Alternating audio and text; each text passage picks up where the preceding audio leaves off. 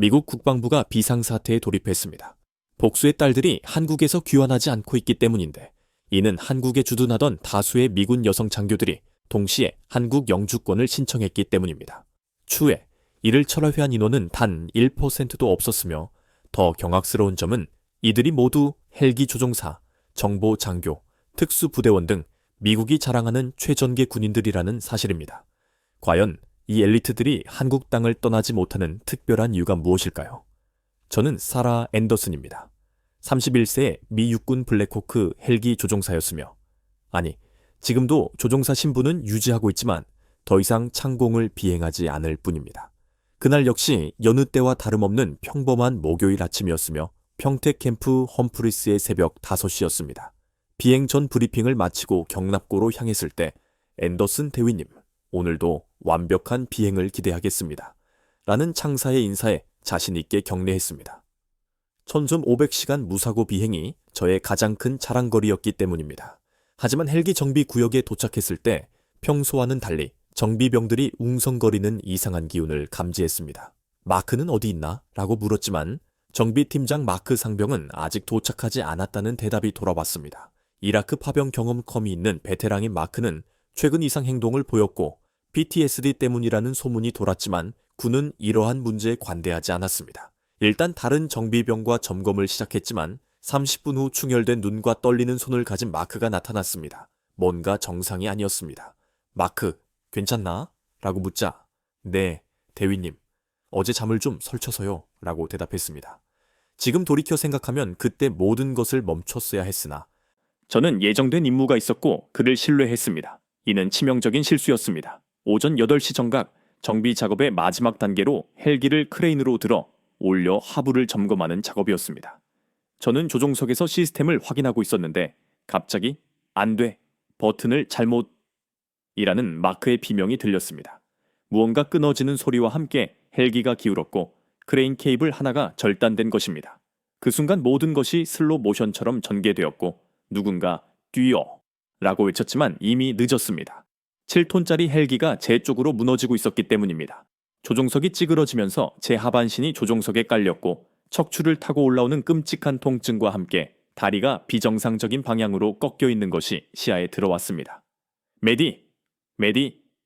정비병들이 절규하는 소리가 들렸고 의식이 희미해지기 전 마지막으로 본 것은 공포에 질린 마크의 얼굴이었습니다. 비정상적으로 확대된 그의 동공에서 약물 복용의 징후가 보였고 그것이 제가 의식을 잃기 전에 마지막 생각이었습니다. 깨어났을 때는 미군 151병원 중환자실이었습니다. 전신에 튜브가 연결되어 있었고 하반신은 전혀 감각이 없었습니다. 군의관 스미스 소령이 앤더슨 대위님, 정신이 드십니까?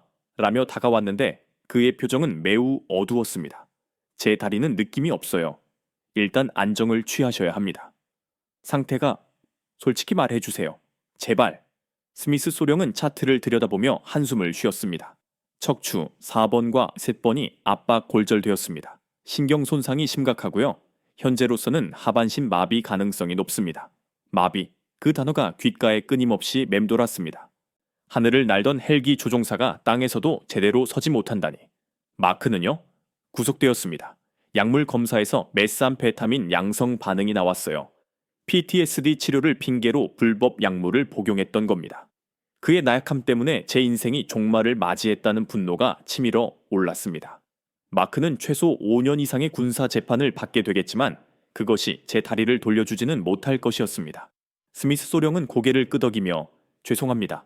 저희가 할 수 있는 건 다 했습니다만 이라고 말했습니다. 그날 오후 병실에 홀로 남아 10년간 군인으로 살면서 한 번도 보인 적 없던 눈물을 흘렸습니다.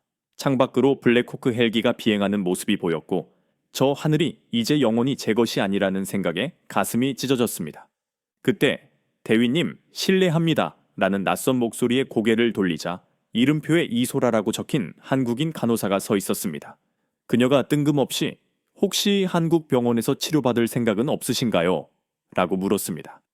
한국 병원이요? 네.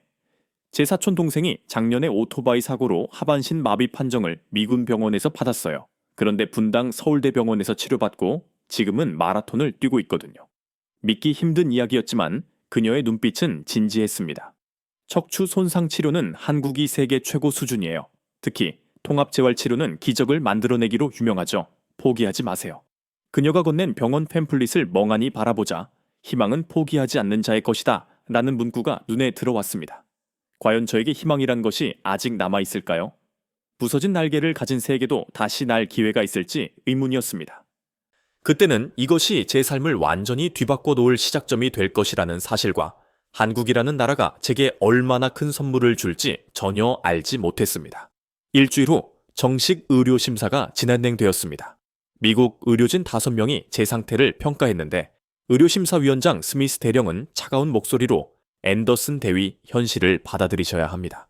척추 손상이 너무 심각합니다. 신경재생 가능성은 5% 미만이고요. 의학적으로 봤을 때 하반신 마비는 확정적입니다. 라고 통보했습니다. 재활치료는요, 물리치료라도 6개월간 시도해 볼 수는 있습니다. 하지만 기대하지 마십시오. 이런 수준의 손상은 그는 말끝을 흐렸지만 저는 그가 회복 불가능이라는 단어를 삼킨 것임을 알았습니다. 곧이어 의무 전역 절차를 시작하겠다며 장애 등급 70%와 연금 책정 사실을 통보받았지만 더 이상 듣고 싶지 않았습니다. 31살에 연금이나 받으며 살라는 것인가? 병실로 돌아와 천장을 바라보니 하얀 천장이 제 미래처럼 텅 비어 보였습니다. 그때 이소라 간호사가 다시 찾아왔습니다. 한국 병원 얘기 진지하게 생각해 보셨어요? 미군 의료진도 포기했는데 무슨 소용이 있겠어요? 미군 병원은 표준 치료만 해요. 하지만 한국은 달라요. 특히 분당 서울대병원 재활의학과 김지훈 교수님은 그녀는 휴대폰으로 기적적으로 회복된 환자들의 사례를 보여주기 시작했습니다. 이분은 경추골절로 전신 마비 판정을 받았는데 2년 만에 걸었어요. 이분은 척수 손상으로 그녀는 환자들의 회복 과정을 하나하나 설명했고 그 눈빛은 너무나 진지했습니다. 왜 저한테 이렇게까지 관심을 가지시는 거죠? 그녀는 잠시 망설이더니 답했습니다. 저의 아버지도 군인이셨어요. 한국군이요. 훈련 중 사고로 하반신 마비 판정 받으셨죠. 그때가 30년 전이었는데. 그래서요? 지금은 택시 운전하세요. 매일 10시간씩 운전대를 잡으시죠. 포기하지 않으셨거든요. 그녀의 말에 가슴 속에서 무언가 뜨거운 것이 솟아올랐습니다. 다음날 상부에 한국병원 전원을 요청했습니다. 미친 짓이야. 앤더슨, 우리 의료 시스템이 세계 최고야. 한국병원? 동양의학 같은 미신을 믿는 거야? 직속상관 브라운 중령은 경로했습니다. 최소한 시도는 해보고 싶습니다. 비용, 보험 처리, 책임 문제 등 복잡한 행정 절차가 예상되었지만 포기할 수 없었습니다. 그때 뜻밖의 도움의 손길이 왔는데 기지사령관 피터슨 준장이 병실을 찾아왔습니다. 한국병원 전원을 원한다고? 네, 사령관님. 마크 사건, 내 책임도 있다. PTSD 징후를 무시했으니까. 그는 창밖을 바라보며 말을 이어갔습니다. 작년에 한미 의료 교류 프로그램으로 분당 서울대병원을 방문했었다. 놀라웠어. 우리가 포기한 환자들을 살려내더군. 좋아, 전원을 승인하겠다. 비용은 특별 예산으로 처리하고. 대신 한 가지 조건이 있다. 말씀하십시오. 회복되면 한미 의료 협력의 가교 역할을 해줘. 우리 부상병들을 위해서. 드디어 희망이 보이기 시작했습니다. 전원 결정 후 마크에게서 편지가 도착했습니다. 앤더슨 대위님, 죄송합니다. 변명하지 않겠습니다. 제가 나약했습니다. PTSD를 핑계로 약물에 의존했고 그 대가를 대위님이 치르게 됐습니다. 용서는 바라지 않습니다. 다만 꼭 다시 일어서시길 기도합니다. 그래야 제 죄책감도 조금은. 저는 편지를 구겨버렸습니다. 그의 사과가 제 다리를 돌려줄 수는 없었기 때문입니다. 미군 병원에서의 마지막 밤, 이소라 간호사가 작은 선물을 건넸습니다. 그것은 한국 전통 매듭이에요. 행운을 빈다는 의미죠. 라고 설명하는 빨간 실로 정교하게 엮은 매듭이었습니다. 고맙습니다. 정말로요. 김지훈 교수님께 제가 미리 연락드렸어요. 최고의 의사예요. 그리고 포기하지 않는 의사예요. 환자가 포기해도 끝까지 싸우는 분이죠. 다음날 아침 앰뷸런스에 실려 분당으로 향했습니다. 차창 밖으로 낯선 간판들, 복잡한 도로, 분주한 한국의 풍경이 스쳐 지나갔습니다. 과연 이 낯선 나라가 제게 기적을 선사할 수 있을까요? 앰뷸런스가 병원에 도착했을 때 믿기 어려운 광경이 펼쳐졌습니다. 10여 명의 의료진이 입구에서 대기하고 있었던 겁니다. 사라 앤더슨 대위님이시죠? 기다리고 있었습니다. 그들의 눈빛은 미군 병원의 차가운 시선과는 확연히 달랐습니다. 이들은 저를 고칠 수 없는 환자가 아니라 반드시 살려야 할 사람으로 보고 있었습니다. 휠체어에서 병상으로 옮겨지는 순간 누군가 걱정 마세요. 여기선 기적이 일상이거든요. 라고 속삭였습니다. 정말일까요? 부서진 날개도 다시 펼 수 있을까요? 병실 문이 열리고 한 젊은 남자가 들어왔습니다. 예상과 달리 30살 초반으로 보였습니다. 안녕하세요. 앤더슨 대위님, 제 화리학과 김지훈입니다. 유창한 영어에 놀라자 보스턴 퀸스에서 3년간 연수했거든요. 그때 미군 병원에서도 일했고요. 라고 설명했습니다. 그가 제 차트를 꼼꼼히 살피기 시작했고 표정은 점점 진지해졌습니다. 미군 병원 소견서를 받았습니다. 하반신 마비 확정 판정을 내렸다군요. 네. 그래서 전역 절차를 잠깐만요. 그가 말을 끊었습니다. 직접 검사해보기 전에는 모릅니다. 특히 이런 말은 하지 마세요. 확정, 불가능, 포기. 이 단어들은 제 사전에 없거든요. 이상하게도 오만해 보일 수도 있는 그의 태도에서 왠지 모를 강한 신뢰감이 느껴졌습니다. 내일부터 정밀 검사를 시작합니다. MRI, CT, 근전도, 신경전도 가능한 모든 검사를 할 겁니다. 이미 미군 병원에서 거긴 거고 여긴 여깁니다. 우리 방식대로 다시 봐야죠. 그가 일어서며 말했습니다. 아, 그리고 내일부터 할아버지가 오실 겁니다. 할아버지요? 한의학과 서동만 교수님이요. 84세이신데 아직도 현역이세요. 침술의 대가죠. 침술이요? 그런 게 척추 손상에... 김 교수가 미소 지었습니다. 앤더슨 대위님, 여기 오신 이상 열린 마음을 가지셔야 해요. 서양의학이 전부가 아니거든요. 다음날 아침 6시 백발의 노인이 들어왔습니다. 미군 아가씨구나. 한국말이었지만 왠지 모를 따뜻함이 느껴졌습니다. 통역 간호사가 서 교수님이 맥을 보시겠대요. 라고 설명했고 할아버지의 손이 제 손목에 닿았습니다. 눈을 감고 한참을 그러고 계시더니 기혈이 막혔지만 완전히 죽진 않았다. 희망이 있다고 중얼거렸습니다. 그리고 가방에서 길고 가는 침들을 꺼내기 시작했습니다. 잠깐, 이건 너무... 아가씨, 날 믿어. 60년간 이 일만 했어. 이상하게도 거부감이 들지 않았습니다. 할아버지의 눈빛이 너무나 따뜻했기 때문입니다. 첫 번째 침이 허리에 꽂혔는데 예상과 달리 아프지 않고 오히려 뭔가 따뜻한 기운이 퍼지는 느낌이었습니다. 이게 뭐예요? 기의 흐름을 돕는 거야. 막힌 걸 뚫어주는 거지. 약 30분간의 침술이 끝나자 할아버지는 매일 올 거야. 포기하지 마. 라고 말했습니다. 오후에는 김 교수팀의 검사가 이어졌는데 미군 병원과는 차원이 달랐습니다. 여기 보세요. 모니터를 가리키며 김 교수가 설명했습니다. 미군 병원은 이 부분을 완전 손상으로 봤는데 자세히 보면 신경 일부가 살아있어요. 5% 정도지만. 5%로 뭘 할 수 있죠? 5%면 충분합니다. 거기서 시작하는 거예요. 그의 확신에 찬 목소리가 인상적이었습니다. 저녁 무렵 담당 간호팀이 찾아왔습니다. 팀장 간호사 한미주 씨는 밝게 웃으며 저희가 담당 간호팀이에요. 앞으로 가족처럼 지낼 거니까 편하게 생각하세요. 근데 한국 음식 드실 수 있어요? 잘 모르겠어요. 기지 안에서만. 내일부터 한국 음식에 도전해봐요. 음식도 치료의 일부거든요. 그날 밤 병실에 홀로 남아 천장을 바라보니 미군 병원과는 완전히 다른 분위기임을 느꼈습니다. 그곳에서는 저를 처리해야 할 케이스로 보았지만 여기서는 살려야 할 생명으로 대하고 있는 것 같았습니다. 다음 날부터 본격적인 치료가 시작되었습니다. 오전 6시 서 교수님의 침술, 오전 8시 한약 복용, 오전 9시 물리치료, 오후 1시 전기 자극치료, 오후 3시 작업치료, 오후 5시 또 다른 침술. 죽을 것 같아요. 일주일 만에 엄살을 부리자 김 교수는 그만큼 몸이 반응한다는 거예요. 좋은 신호죠 라며 웃었습니다. 하지만 여전히 다리는 움직이지 않았습니다. 앤더슨 대위님, 척추신경이 재생되려면 최소 3개월은 필요해요. 지금은 겨우 일주일이고요. 그가 제 어깨에 손을 올리며 말했습니다. 매일 곰1 몇 배씩만 나아져도 3개월이면 1cm 치매요. 그게 기적의 시작이죠. 어느 날 점심시간 특별한 방문객이 왔습니다. 안녕하세요. 저 이소라 간호사 기억하시죠? 미군 병원의 그 간호사였습니다. 소라 씨, 어떻게 여기까지? 걱정돼서요. 어때요? 한국 병원은? 신기해요. 침도 맞고 한약도 먹고 맛은 어때요? 솔직히 한약은 최악이에요. 우리는 함께 웃었습니다. 그래도 희망이 보이시죠? 아직은 잘 모르겠어요. 김 교수님 믿으세요. 작년에 미군 환자 3명 고치셨어요. 다들 미국에서 포기한 케이스였죠. 그녀의 말이 큰 위로가 되었습니다. 치료 2주차가 되던 날 작은 변화가 일어났습니다. 뭔가 느껴졌어요. 물리치료 중 왼쪽 엄지발가락에 미세한 감각이 돌아온 것입니다. 대박. 벌써요?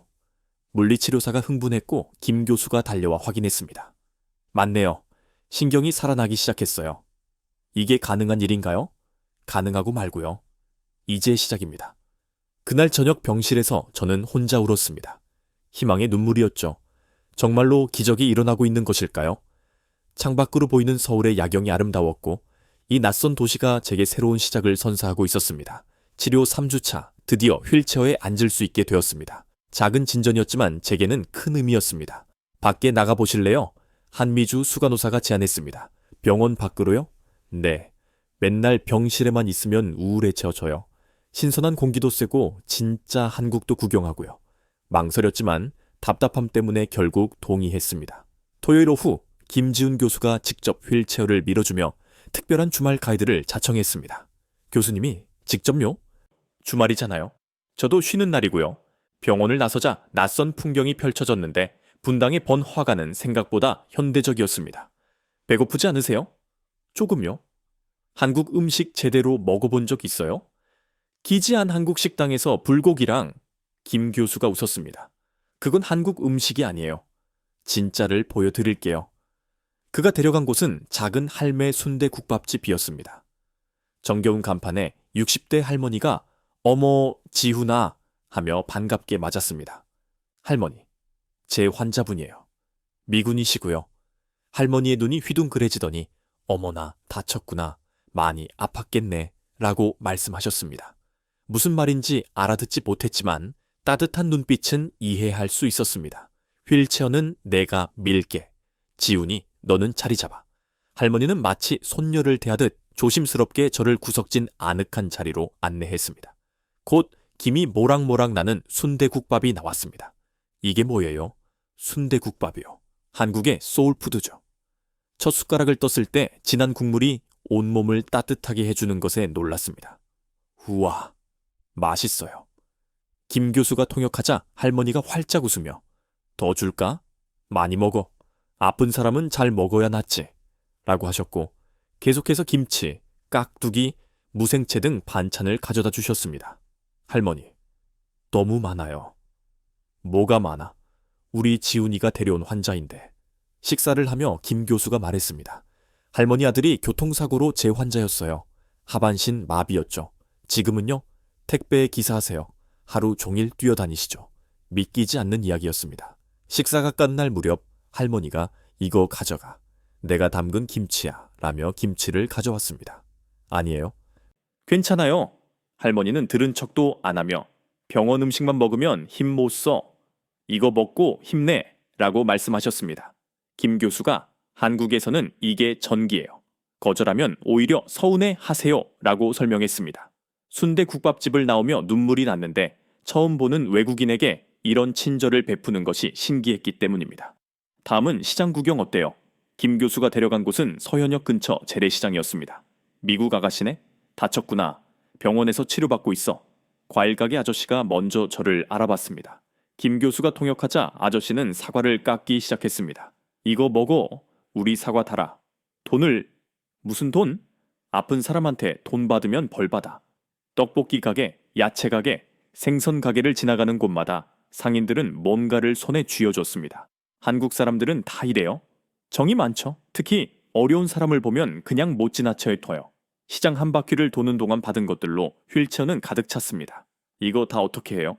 병원 직원들이랑 나눠 먹죠. 그것도 한국 문화예요. 돌아오는 길 석양이 아름다웠습니다. 교수님, 왜 이렇게 친절하세요? 뭐가요? 주말에 환자랑 시간 보내는 의사는 처음이에요. 김 교수는 잠시 생각하더니 의사이기 전에 사람이니까요. 앤더슨 대위가 타국에서 혼자 아픈 게 안쓰러웠어요. 라고 말했습니다. 그것뿐인가요? 우리 눈이 마주쳤고 왠지 모를 묘한 분위기가 흘렀습니다. 일단은 그렇다고 해둘게요. 병원에 돌아와서도 시장 사람들의 따뜻함이 지지 않았습니다. 다음날 특별한 방문객들이 왔습니다. 미군 언니! 순대국밥집 할머니와 시장 상인들이었습니다. 우리가 문병 왔어. 과일, 반찬, 영양제 등 병실이 선물로 가득 찼습니다. 너무 많아요. 정말 감사한데 할머니가 제 손을 잡았습니다. 미국 엄마가 얼마나 걱정하겠어. 우리가 대신 엄마 해줄게. 말은 알아듣지 못했지만 그 마음은 전해졌습니다. 그날 오후 김 교수가 찾아왔습니다. 시장분들이 다녀가셨네요. 네, 너무 감사해서요. 이게 정말 일반적인가요? 한국에서는 그래요. 남이 아니라 이웃이거든요. 미국에서는 상상도 못할 일이에요. 그게 문화 차이죠. 근데 눈이 부었네요. 울었어요? 아니에요. 그냥 울어도 돼요. 저도 처음 미국 갔을 때 많이 울었어요. 너무 차가워서. 그의 위로에 또다시 눈물이 났습니다. 일주일 후 작은 기적이 다시 일어났습니다. 발목이 움직여요. 물리치료 중 왼쪽 발목이 살짝 움직인 것입니다. 진짜네요. 대박. 치료실 전체가 축제 분위기가 되었고 김 교수의 말에 희망이 솟구쳤습니다. 이 속도면 정말 걸을 수 있을 것 같아요. 그날 저녁 병실에서 일기를 썼습니다. 오늘도 발목이 조금 더 움직였다. 한국에 온 지 한 달. 이상한 나라다. 의사는 친구 같고 할머니들은 엄마 같다. 처음 보는 사람들이 가족처럼 대해준다. 미군 병원에서는 나를 숫자로 봤다. 케이스 번호 18팩스47. 하지만 여기서는 나를 사라라고 부른다. 사람으로 본다. 다리도 중요하지만 더 큰 걸 얻고 있는 것 같다. 이게 뭔지는 아직 모르겠지만 따뜻하다. 너무나 따뜻하다. 창밖으로 한국의 밤이 깊어가고 있었습니다. 내일은 또 어떤 기적이 기다리고 있을까요? 치료 8주차, 운명의 날이 밝았습니다. 오늘은 특별한 시도를 해볼 거예요. 김지훈 교수가 로봇 보행 재활 장비 앞에서 설명했습니다. 다리에 착용하면 걷는 동작을 도와주는 장비였습니다. 두렵기도 하고 설레기도 했습니다. 제가 정말 설 수 있을까요? 이미 발목까지 움직이잖아요. 충분히 가능합니다. 치료사들이 조심스럽게 장비를 착용시켰고 로봇 다리가 제 다리를 지탱해줬습니다. 자, 천천히 일어서 봅시다. 2달 만에 처음으로 발이 땅에 닿았습니다. 비록 로봇의 도움이었지만 서 있다는 사실만으로 가슴이 벅차올랐습니다. 어떠세요? 믿기지 않아요. 제가 서 있어요. 이제 한 발 앞으로 내디뎌 보세요. 로봇이 움직이기 시작했고 제 다리도 따라 움직였습니다. 한 걸음, 2걸음, 오 마이 갓! 걷고 있어요. 저는 영어로 외쳤습니다. 치료실에 있던 모든 사람이 박수를 쳤고 서동만 할아버지도 흐뭇하게 지켜보셨습니다. 아이고, 우리 미군 아가씨가 걸었네. 10걸음을 걷고 다시 휠체어에 앉았을 때 온몸이 땀으로 흠뻑 젖어 있었습니다. 힘들죠? 아니요, 행복해요. 너무 행복해서 힘든 줄도 몰랐어요. 김 교수가 제 어깨를 토닥이며 말했습니다. 이제 시작이에요. 여기서 포기하지 않으면 로봇 없이도 걸을 수 있을 거예요. 그날 저녁 병실에서 혼자 있는데 김 교수가 찾아왔습니다. 축하드리려고 가져왔어요. 그는 작은 케이크를 들고 있었고 첫 걸음을 축하합니다. 라고 적혀 있었습니다. 교수님, 사실 더 일찍 가져오고 싶었는데 용기가 안 났어요. 무슨 용기요? 그가 의자에 앉으며 말했습니다. 앤더슨 대위, 아니, 사라. 이런 말 해도 될지 모르겠지만 심장이 빠르게 뛰기 시작했습니다. 저는 의사고 당신은 환자죠. 직업 윤리상 이런 감정을 가져선 안 되는데 교수님도 느끼셨군요. 우리 눈이 마주쳤습니다. 저도 이상했어요. 교수님을 보면 다리 통증도 잊어버리고 아침 회진 시간만 기다리고 정말요? 네, 미쳤죠? 제가 환자인데. 미치지 않았어요. 저도 똑같으니까. 그가 조심스럽게 제 손을 잡았습니다.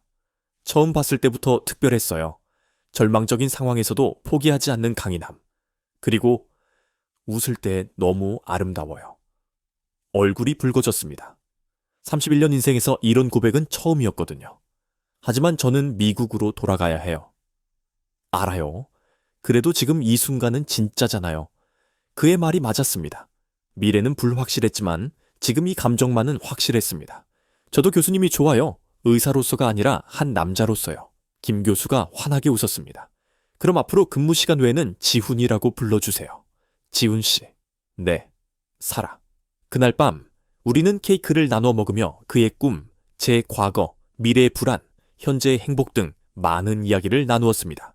한국이 좋아졌어요. 네, 처음엔 낯설기만 했었는데 이제는 편해요. 다 나면 뭘 하고 싶어요? 한강에서 자전거 타고 싶어요. 남산타워도 가고 싶고.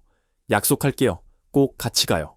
희망이 현실이 되어가고 있었습니다. 다음 날부터 재활훈련의 강도가 높아졌습니다. 로봇 없이 평행봉을 잡고 서는 연습, 균형 잡기, 근력 운동. 할 수 있어요. 조금만 더. 물리치료사들의 응원 속에서 매일 조금씩 나아졌습니다. 2주 후 드디어 로봇 없이 일어섰습니다. 자, 평행봉 잡고 한 발 내디뎌 보세요. 떨리는 다리로 한 발을 내디뎠습니다. 비틀거렸지만 넘어지지 않았습니다. 됐어요. 혼자 걸었어요. 지훈이 달려와 저를 안아줬습니다. 의사와 환자 사이에 선을 넘는 순간이었지만 그 누구도 이상하게 보지 않았습니다. 축하해요. 정말 대단해요. 지훈 씨가 있어서 가능했어요. 순대국밥집 할머니와 시장 상인들에게도 소식이 전해졌습니다. 우리 미군 딸이 걸었다고. 다음날 병실은 축하 인파로 가득 찼습니다. 아이고 기특해라. 우리가 얼마나 기도했는데. 할머니가 떡을 한 상자 가져오셨습니다. 이거 나눠 먹어.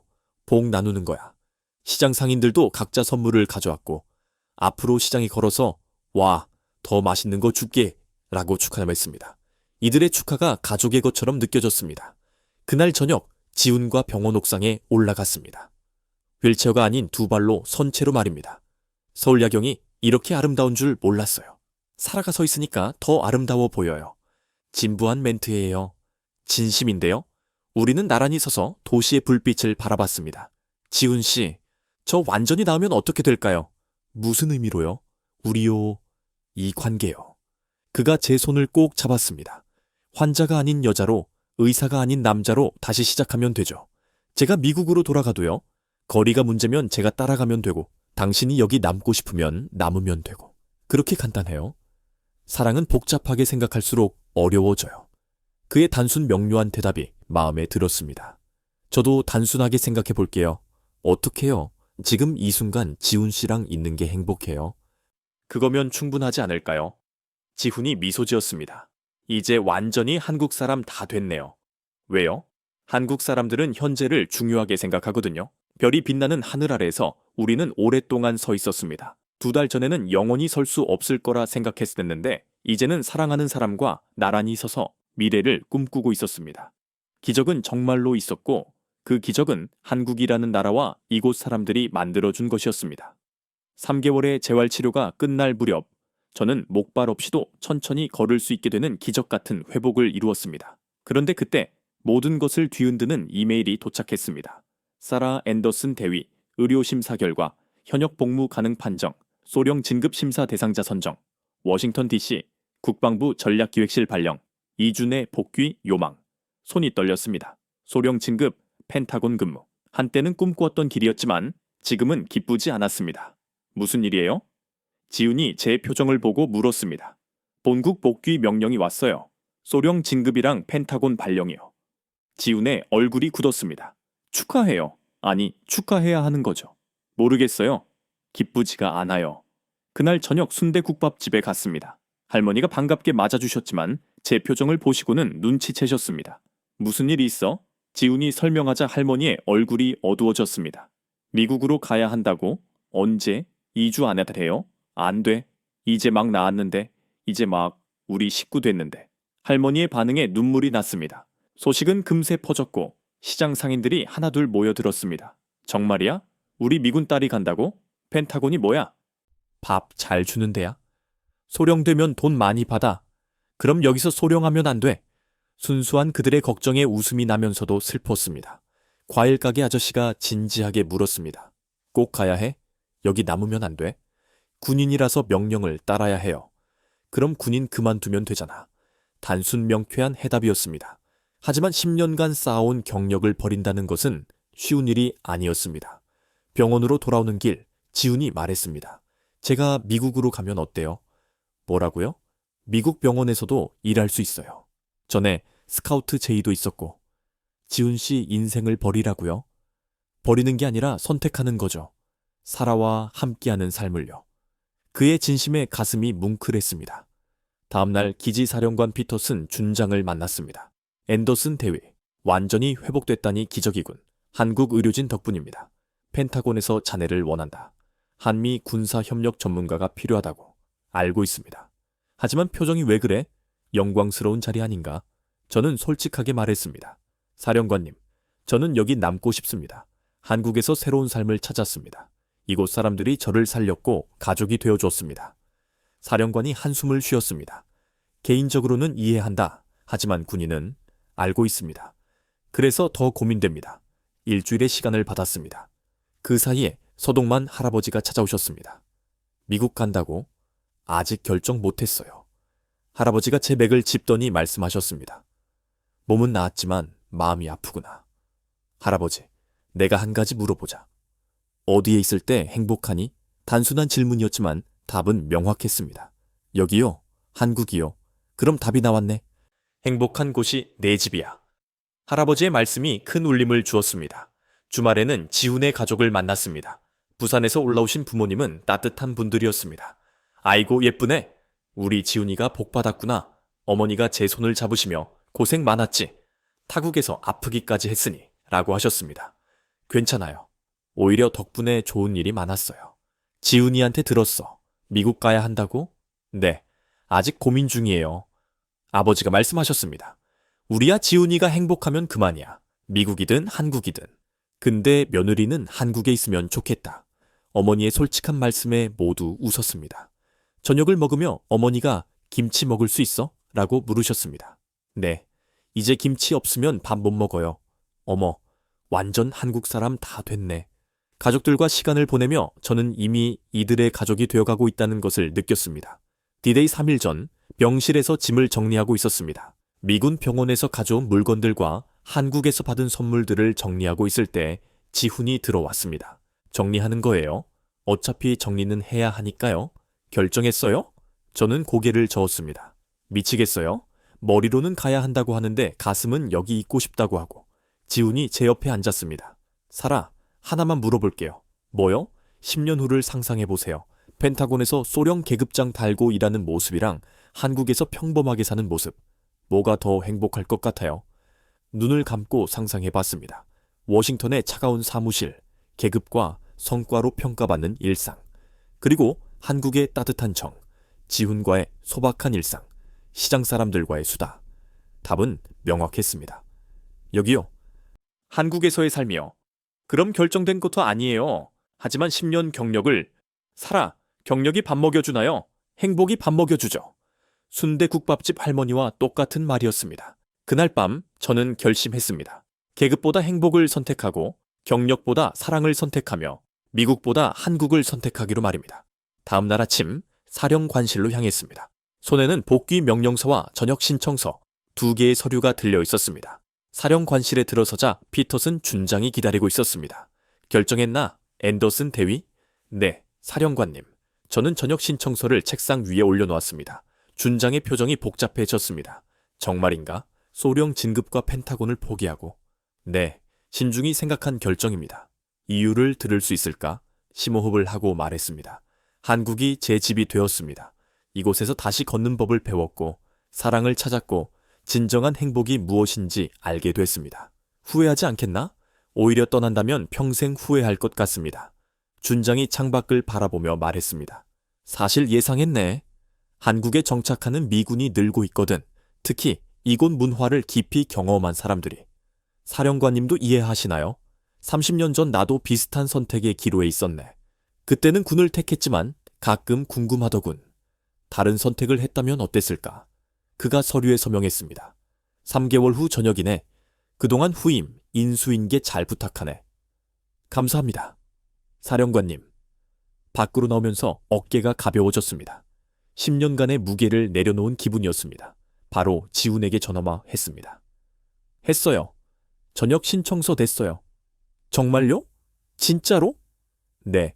이제 3개월 후면 민간인이에요. 지금 어디에요? 당장 가겠습니다.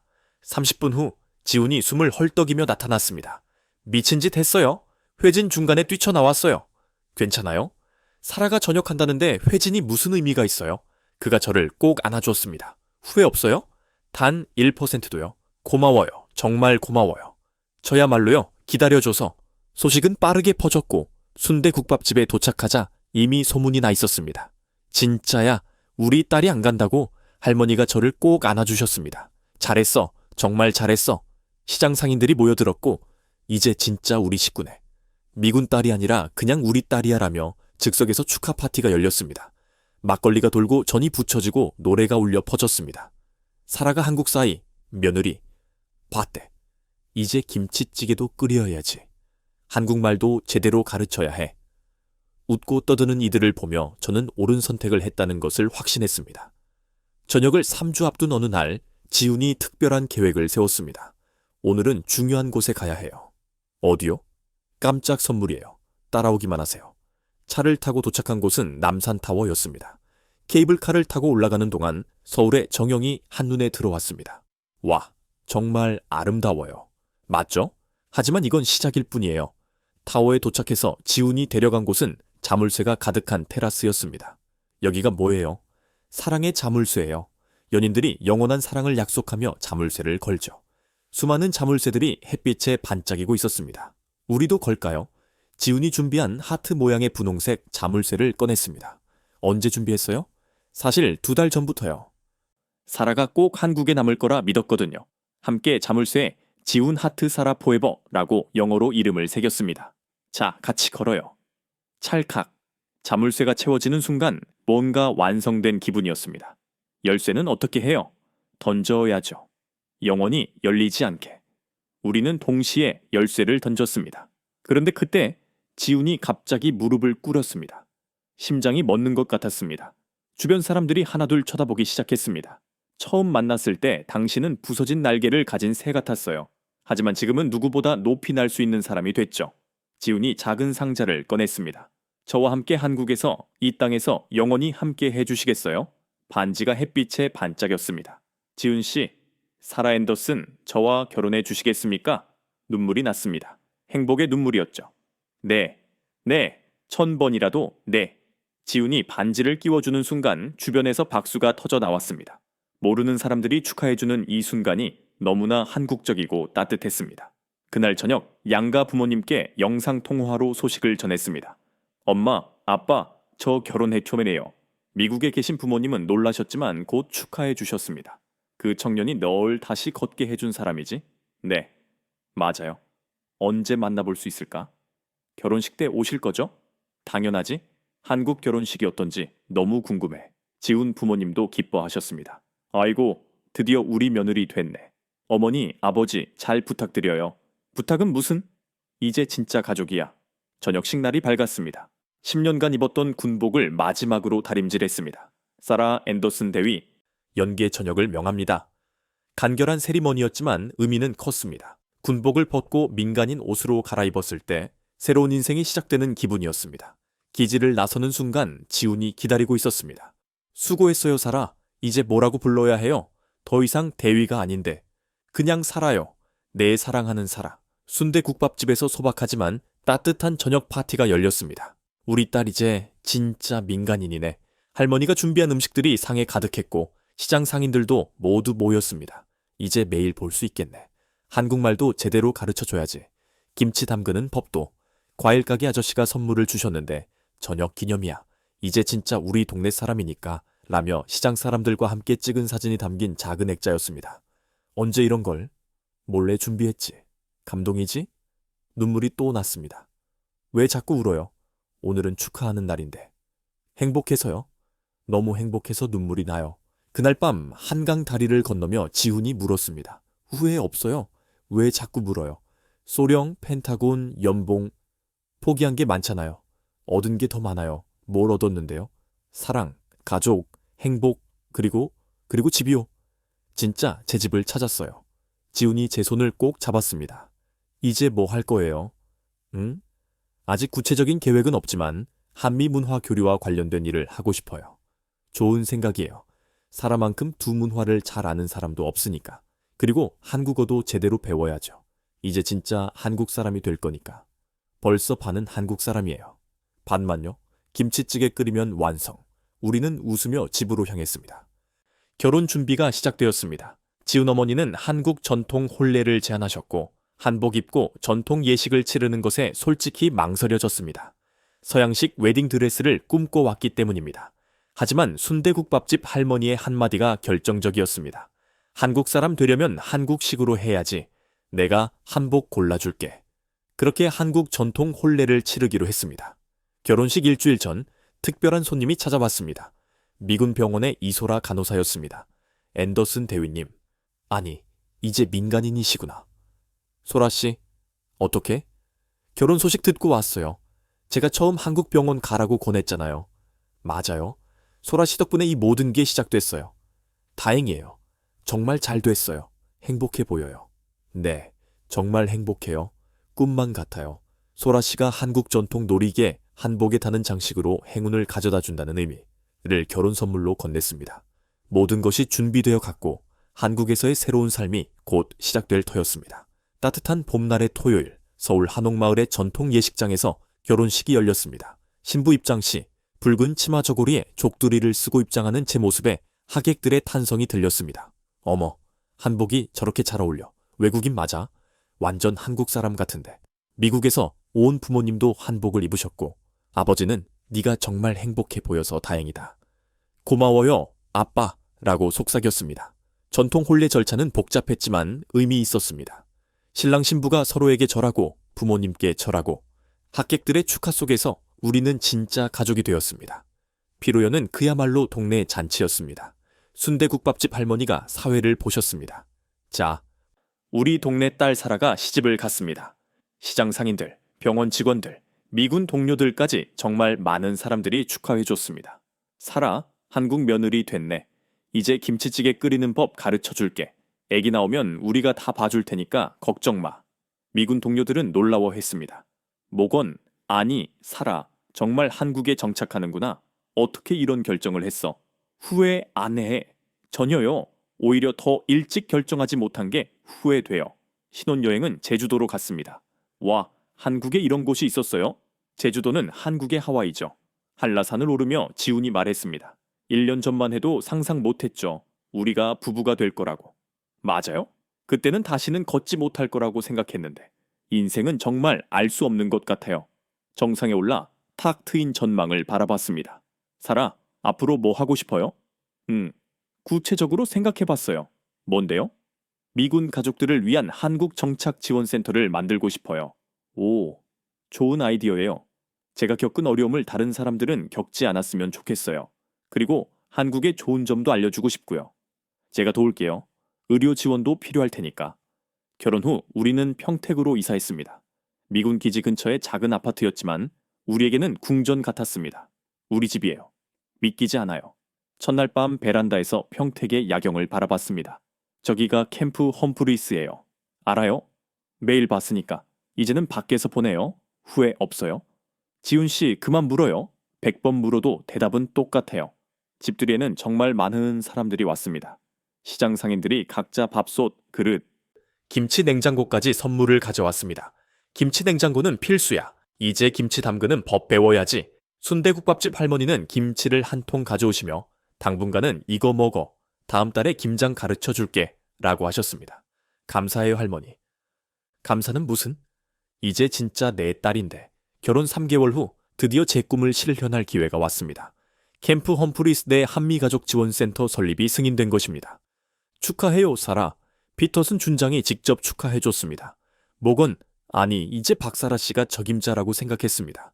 감사합니다 장군님. 한국 의료 시스템과의 연계 문화 적응 프로그램 가족 상담 할 일이 많을 겁니다.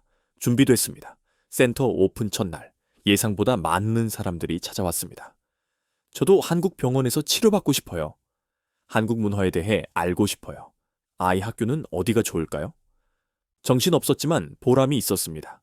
특히 부상당한 군인들을 한국 병원에 연결해 주는 일이 가장 의미 있었는데 정말 한국 병원이 좋나요? 라는 질문에 제가 살아있는 증거예요. 믿고 가보세요. 라고 답했습니다. 6개월 후 센터는 큰 성공을 거두었습니다. 한국 병원에서 치료받은 미군 환자 50명, 문화 프로그램 참가자 200명, 한국에 정착하기로 한 미군 가족 15가구. 사라, 당신이 만든 변화예요. 지훈이 자랑스러워했습니다. 혼자 한 게 아니에요. 모든 분들이 도와주셨죠. 어느 날 특별한 전화가 왔습니다. KBS 다큐멘터리 팀입니다. 사라 씨 이야기를 다루고 싶은데요. 저요? 왜요? 한국에 정착한 미군의 이야기를 찾고 있었는데 사라 씨가 가장 특별하더라고요. 고민 끝에 출연을 결정했습니다. 더 많은 사람들에게 희망을 주고 싶었기 때문입니다. 촬영은 한 달간 진행되었습니다. 사고 현장, 병원, 시장, 그리고 현재의 일상까지.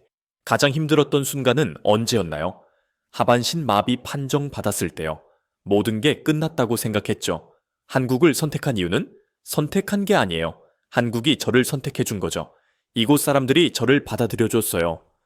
방송 후 반응은 뜨거웠습니다. 너무 감동적이었어요. 한국인으로서 자부심을 느꼈습니다. 저도 국제 결혼했었는데 용기를 얻었어요. 그리고 또 다른 변화가 시작되었습니다. 미군 병원과 한국 병원 간 공식 협력 프로그램 한미 문화 교류 확대. 사라, 중요한 얘기가 있어요. 어느 날 저녁 지훈이 진지한 표정으로 말했습니다. 뭔데요? 병원에서 한미 재활센터를 만들기로 했어요. 공동센터장을 제안받았는데 대박 받아야죠. 사라도 함께 해줬으면 좋겠어요. 행정센터장으로. 꿈 같은 제안이었습니다. 제 경험을 살려 두 나라를 잇는 일을 할 수 있다니. 네, 당연히 할게요. 그렇게 새로운 도전이 시작되었습니다. 며칠 후 더 큰 선물이 찾아왔습니다. 지훈 씨, 왜요? 무슨 일 있어요? 우리 아기 가졌어요. 지훈의 눈이 휘둥그레졌습니다. 정말? 진짜? 네. 병원에서 확인했어요. 지훈이 저를 안고 빙글빙글 돌았습니다. 아빠가 된다. 내가 아빠가 된다. 그날 밤 우리는 오래도록 미래를 이야기했습니다. 한국 이름도 짓고 미국 이름도 지어야겠죠? 당연하죠. 우리 아이는 두 나라의 축복을 받고 태어날 테니까. 창밖으로 평택의 별이 빛나고 있었습니다. 1년 전 사고로 모든 걸 잃었다고 생각했는데 지금은 사랑, 가족, 일, 그리고 곧 태어날 아이까지 더 많은 것을 얻었습니다. 때로는 끝이라고 생각한 순간이 새로운 시작이 되기도 합니다.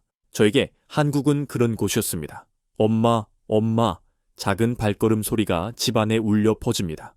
벌써 3살이 된 우리 딸 혜운이가 뛰어옵니다. 혜운아, 천천히. 순대국밥집 할머니 댁에서 돌아온 아이 손에는 작은 김치통이 들려 있었습니다. 우리 혜운이가 김치를 그렇게 좋아해? 응, 김치 최고. 한국말과 영어를 섞어 쓰는 아이를 보며 웃음이 났습니다. 3년이 지난 지금 저는 두 아이의 엄마가 되었습니다. 첫째 혜운이와 작년에 태어난 둘째 데이비드, 원문 이름 유지. 데이비드 또 할머니 보고 왔어? 온가리로 대답하는 아들을 보며 지훈이 웃었습니다. 오늘 센터에 신규 가족 몇 팀 왔어? 5가족이요. 모두 한국 정착을 고민하고 있대요. 한미 재활센터는 이제 단순한 의료시설을 넘어 문화교류의 장이 되었습니다. 내일은 김장 체험 프로그램이지? 네, 벌써 30명이 신청했어요. 미군 가족들이 김장을 다들 궁금해해요. 진짜 한국 문화를 체험하고 싶다고. 저녁 식탁에서 혜운이가 젓가락질을 완벽하게 합니다. 혜운이 젓가락질 진짜 잘한다. 할머니가 가르쳐줬어. 시장 할머니들이 혜운이를 손녀처럼 키워주셨습니다. 엄마, 김치찌개 더 주세요. 라고 영어, 한국어를 섞어서 말했습니다. 혜운아, 한국말로 해야지. 엄마, 김치찌개 더 주세요. 그래, 우리 딸. 평범한 일상이지만 특별합니다. 두 문화가 자연스럽게 어우러진 우리 가족만의 모습이니까요.